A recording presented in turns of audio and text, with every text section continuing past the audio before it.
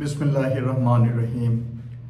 প্রিয় দর্শক শ্রোতা, যে যেখান থেকে আমার এই ভিডিওটি দেখছেন, সকলকে ধন্যবাদ, শুভেচ্ছা এবং আসসালামু আলাইকুম। বেশ কিছুদিন বিরতির পর আমি আজকে বিতর্কিত আয়নাঘর সম্পর্কে কিছু আমার ভাবনা আপনাদের সাথে শেয়ার করার জন্য আসলাম। প্রধান উপদেষ্টার ডক্টর ইউনূসের সাথে সুর মিলিয়ে আমি বলতে চাই যে স্বৈরাচারী হাসিনার সরকার আইয়ামে জাহিলিয়াতকেও হার মানিয়েছে। হ্যাঁ, আমি সেই নির্মম আয়নাঘরের করুণ কাহিনীর কথা বলছি। আয়নাঘর স্বৈরাচারের কালো অধ্যায়ের ভিতরের আরেকটি কালো অধ্যায়, এবং এই আয়নাঘরের নামক বন্দিশালায় স্বৈরাচারী সরকার আমাদের দেশের বিভিন্ন শ্রেণী পেশার মানুষের উপর দারুণ নির্যাতনের স্টিম রোলার চালিয়েছে, এবং ইতিমধ্যেই আমরা এসব করুণ কাহিনী, যারা এই বন্দিশালার শিকার হয়েছিলেন, এই বন্দিশালাগুলোর অন্ধকার প্রকোষ্ঠে মাসের পর মাস, বছর পর বছর কাটিয়েছেন। অনেকের সন্ধান আজও মিলেনি। গুম কমিশনের হিসেব অনুযায়ী 600-রও বেশি এই ধরনের লোকের সন্ধান মেলেনি। অনেকেই আল্লাহর ইচ্ছাতে ফিরে এসেছেন তাদের পরিবারের কাছে। যে জিনিসটা আমি বলতে চাচ্ছি যে আয়নাঘর এটা কেবল একটা নামকরণ মাত্র, কিন্তু এটা হচ্ছে আসলে বন্দিশালা। নির্মম নির্যাতনের, অমানবিক আচরণের এক জ্বলন্ত উদাহরণ এই আয়নাঘর নামের বন্দিশালা। এই বন্দিশালা ছিল পুলিশের, ডিবির ওখানে, র্যাবের কয়েকটি র্যাবের লোকেশনে এবং ডিজিএফআইতে।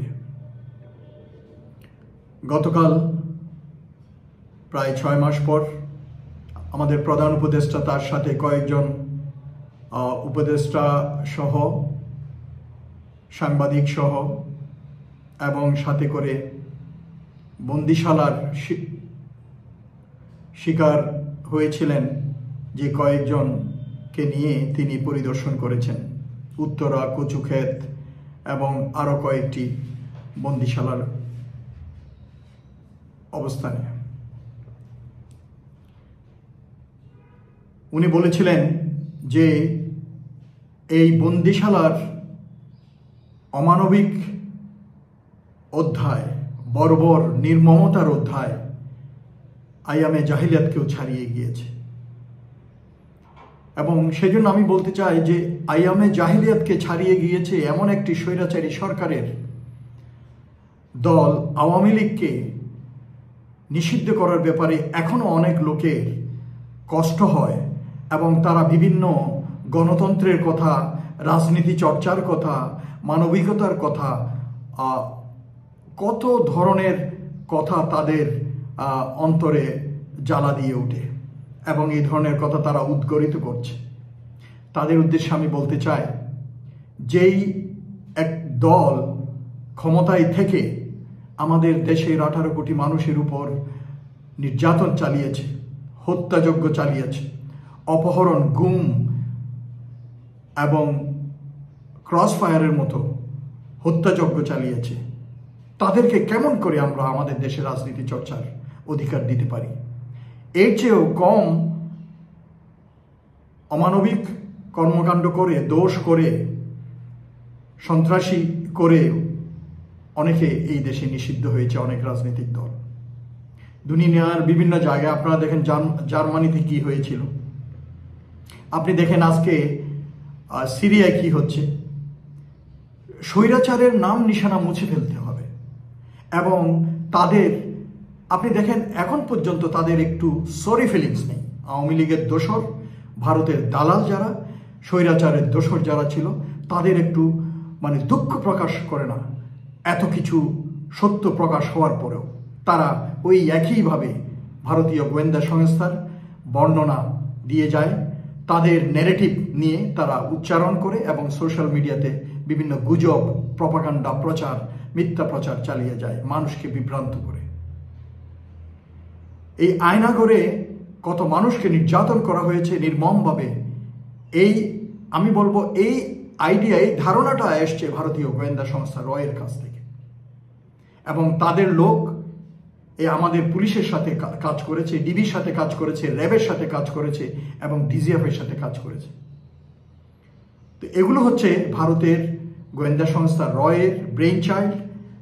আমাদের দেশে এই ধরনের কখনো হয়নি। আয়নাগরে পরিদর্শনে যাওয়ার পর আমরা দেখলাম, উন্মোচিত হলো ওখানে বিভিন্ন আলামত নষ্টের ঘটনা এবং এই আলামত কে নষ্ট করেছে এটা খুঁজে বের করতে হবে এবং এটার জন্য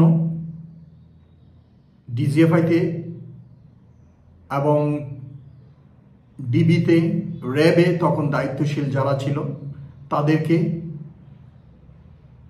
তদন্তের আওতায় আনতে হবে এবং আইনের আওতায় এনে বিচারের কাঠগড়ায় দাঁড়াতে হবে। কারণ ওই প্রধান উপদেষ্টা যেটা বলছেন, এর বিচার না হলে আমরা এর থেকে নিষ্কৃতি পাবো না।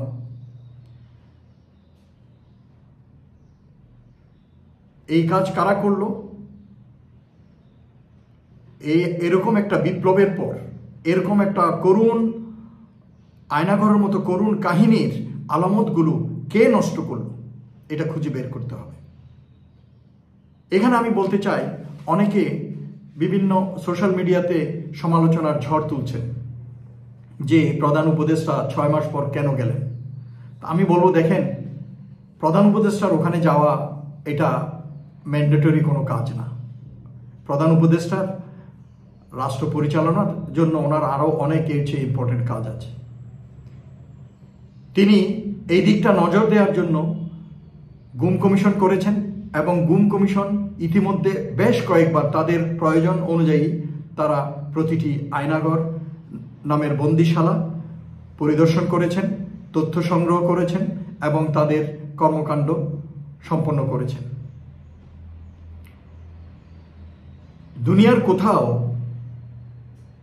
পতিত সরকারের কর্মকাণ্ড অবলোকন করার জন্য বা কোনো বন্দিশালায় ভিকটিম যারা ছিল তাদেরকে নিয়ে কোনো রাষ্ট্রপ্রধান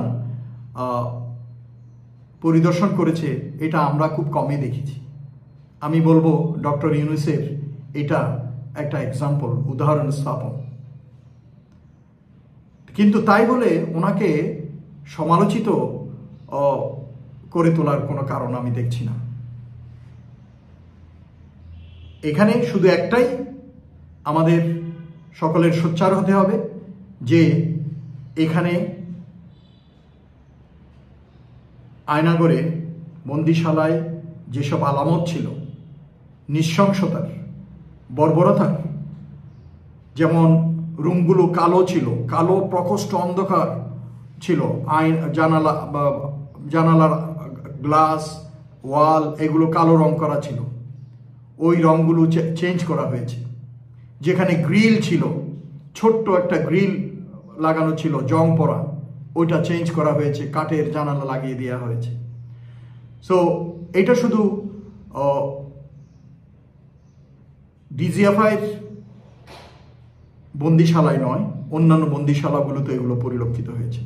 এবং এখানে আমি একটি উল্লেখ করতে চাই যে ইলেকট্রিক শক যে চেয়ার, এটা কিন্তু কচুক্ষেতে পাওয়া যায়নি, এটা পাওয়া গেছে ডিবির একটি বন্দিশালাতে।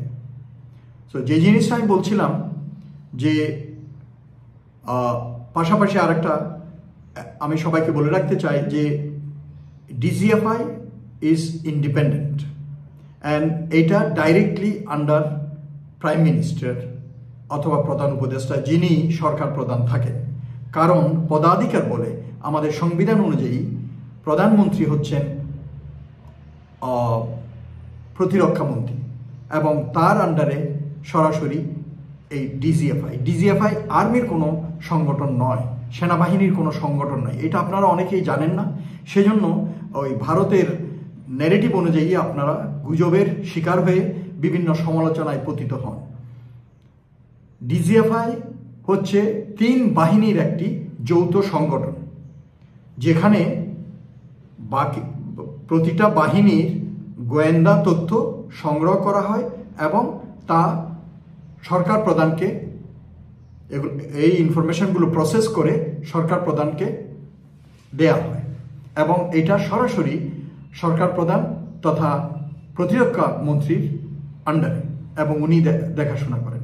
সেনাবাহিনীর বা সেনা প্রধানের এতে কোনো দায়িত্ব নাই এবং ওখানে নাক গলানোর কোনো অধিকারও নাই এবং গলায়ও না। তো সেই জন্য এই যে মিথ্যা প্রচারণা চলছে যে ডিজিএফআই সেনাবাহিনীর আন্ডারে, সেনাবাহিনী এটা করেছে, আসলে জিনিসটা ভুল।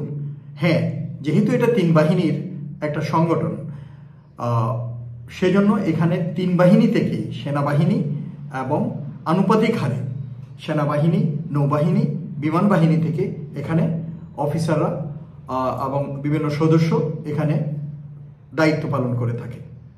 কিন্তু এটার প্রধান সেনাবাহিনী থেকেই একজন জেনারেল দায়িত্ব পালন করে থাকেন,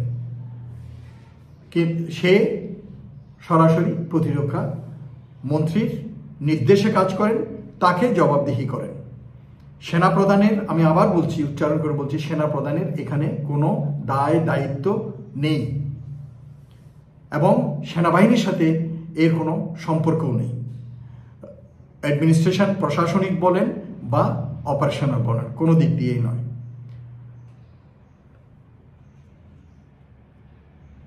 সরকারের এবং সেনাবাহিনী নিয়ে এই আয়নাঘর সম্বলিত এখন বর্তমানে সোশ্যাল মিডিয়াতে আপনারা দেখবেন কিছু ন্যারেটিভ গুজব আকারে এবং মিথ্যা প্রপাগান্ডা আকারে, প্রতিক্রিয়া আকারে প্রচারিত হচ্ছে। সো আমি পুরো জিনিসটার মাঝে একটাই দেখতে পাই, যেটা নিয়ে আমাদের সকালের, আমি একটু আগেই বললাম, সোচ্চার হওয়া উচিত। সেটা হচ্ছে যে আলামতগুলো নষ্ট করলো কে, এই জিনিসটা খুঁজে বের করা উচিত, তদন্ত হওয়া উচিত এবং যারা দোষী তাদেরকে বের করা উচিত। আপনি যদি ডিজিএফআইয়ের ব্যাপারে বলেন, যদ্দূর আমি জানতে পেরেছি 5 আগস্টের পর 2 জন ডিজি ছিলেন। 5 আগস্ট ঠিক না, 12 আগস্টের পর, 12 আগস্টের পর, কারণ 12 আগস্ট পর্যন্ত স্বৈরাচারের নিয়োগপ্রাপ্ত ডিজি ছিলেন জেনারেল হামিদ। তো হামিদ চলে যাওয়ার পর দায়িত্ব নিয়েছিল বর্তমানে লেফটেন্যান্ট জেনারেল ফয়েজ, তারপর বর্তমানে আছেন মেজর জেনারেল জাহাঙ্গীর। আমার কথা হচ্ছে যে আমি যদ্দূর জেনেছি ফয়েজ এবং জাহাঙ্গীরের সময় তারা পরিষ্কারভাবে বলেছে তারা এই ধরনের কোনো কিছু এগুলো মেডলিং করেনি, এইসব পরিবর্তন, বরঞ্চ এগুলো বন্ধ করেছে।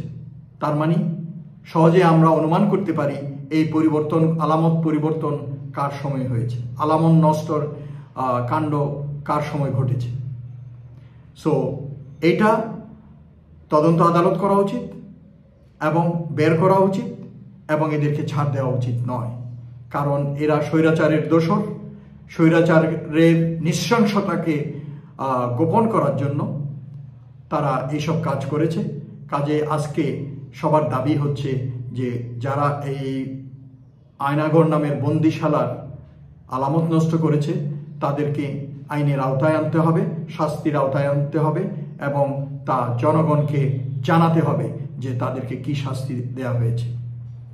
এবং পাশাপাশি আমি শুধু এটাই বলবো যে আমাদের নির্বাচন নিয়ে, আমাদের জাতীয় ঐক্য নিয়ে এবং বর্তমান যে নাজুক পরিস্থিতি আমাদের দেশে বিরাজমান, এই অবস্থার সুযোগ নিয়ে ভারতীয় গোয়েন্দা সংস্থা বিভিন্নভাবে আওয়ামী লীগের দোসরদের মাধ্যমে অনেক টাকা পয়সা খরচ করে এবং নানা প্রকারে সোশ্যাল মিডিয়ার মাধ্যমে গুজব ছড়াচ্ছে এবং মিথ্যা প্রপাগান্ডা প্রচার চালাচ্ছে জনগণকে বিভ্রান্ত করার জন্য এবং জনগণের মাঝে বিভাজন সৃষ্টি করার জন্য। আমাদের সবার সজাগ থাকতে হবে এ ব্যাপারে। সরকারকে আমাদের সহযোগিতা করতে হবে। বর্তমানে অপারেশন ডেভিল হান্ট হচ্ছে শয়তানদেরকে আমাদের সমাজ থেকে নির্মূল করার জন্য। সকলের নিরাপত্তা বাহিনী সমূহকে সহযোগিতা করা উচিত। গুজবকে কান দেবেন না। সোশ্যাল মিডিয়ায় কোনো গুজব পেলে সাথে সাথে এটা শেয়ার করে দেবেন না। আমরা সকলে শান্ত থাকি। নির্বাচনের জন্য একটা সুষ্ঠু পরিবেশ যাতে সৃষ্টি হয় সামনে, সেই জন্য রাজনৈতিক দলগুলোকে তাদের নিজ নিজ দলের কর্মকাণ্ড সুষ্ঠুভাবে পরিচালনা করে সংস্কার করে নির্বাচনের জন্য তৈরি হওয়ার জন্য অনুরোধ করছি। এবং নির্বাচন কমিশন ইতিমধ্যেই তাদের ভোটার তালিকার কাজ শুরু করেছেন। গতকাল আমরা দেখলাম যে সরকারের কাছে তারা নির্দিষ্ট পরিমাণ টাকারও অনুরোধ করেছেন যাতে পরবর্তী বাজেটে তাদের জন্য দেওয়া হয়, কারণ নির্বাচন একটি ব্যয়বহুল ব্যাপার আমরা জানি। তো জিনিসটা আমি বলার উদ্দেশ্য হচ্ছে নির্বাচনের বল রোল করতে শুরু করেছে, কাজে অস্থির হওয়ার কারো দরকার নেই। আমাদেরকে ধৈর্য ধরতে হবে। দেশে যাতে শান্ত পরিস্থিতি বিরাজ করে সেদিকে খেয়াল রাখতে হবে। দেশের শত্রুরা চায় আমাদেরকে অস্থির করে তোলার জন্য, আমাদেরকে বিভ্রান্ত করার জন্য এবং সমালোচনায় আমাদের সরকারকে প্রতিটি কর্মকাণ্ডে তাদের প্রতিবন্ধকতা সৃষ্টি করার জন্য। আমাদের সবাই জাতীয় ঐক্য গড়ে তুলতে হবে এবং আমাদের দেশকে শান্তির পথে, উন্নয়নের পথে নিয়ে যাওয়ার জন্য চেষ্টা করতে হবে। সকলে ভালো থাকুন। সালাম আলাইকুম।